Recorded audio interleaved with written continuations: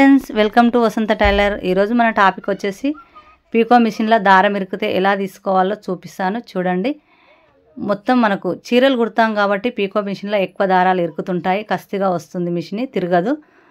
ఇలా దారం చూసుకోవాలి, ఒకటికి 2 సార్లు చెక్ చేసుకోవాలి. చెక్ చేసుకొని ఇలా దారం ఉంది, నేను కూడా చూసుకోలేకపోయాను.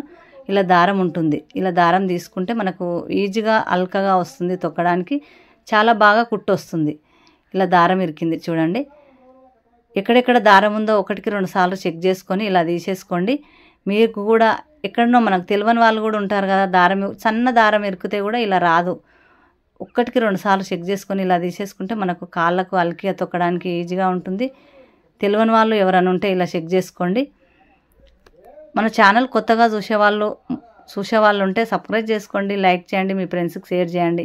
ఏదైనా తెలియని విషయం ఉంటే కామెంట్ రూపంలో తెలియచేయండి, ఎంబడే రిప్లై ఇస్తాను. ఇలా చాలా దారం ఇరికింది ఈ మధ్యలో అయితే. చూడండి, కొంచెం కష్టమైనా సరే కూర్చొని ఒక్క దారం లేకుండా తీసేసుకోండి. నేనైతే ఇలా చూసుకోలేను, దారం చీరలు కాబట్టి దారం ఇరుకుతూ ఉంటుంది. ఇంత దారం వెళ్ళింది తీస్తే. చూడండి ఫ్రెండ్స్, మీరు చాలా వరకు వీడియో లాస్ట్ వరకు చూడడానికి ట్రై చేయండి. మీ మిషన్ కూడా ఇలా చెక్ చేసుకొని ఎక్కడ దారం లేకుండా నీట్గా నూనె వేసుకొని దారం ఇరకకుండా చూసుకోండి.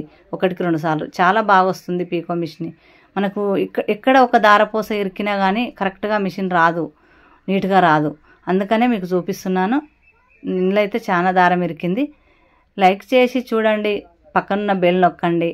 ఏదైనా తెలియని విషయం కామెంట్ చేయండి, నేను కామెంట్ రూపంలో తెలియచేస్తాను. ఇలా మొత్తం దారం తీసినాక ఇలా అల్కిగా నీట్గా తిరుగుతుంది. మనకు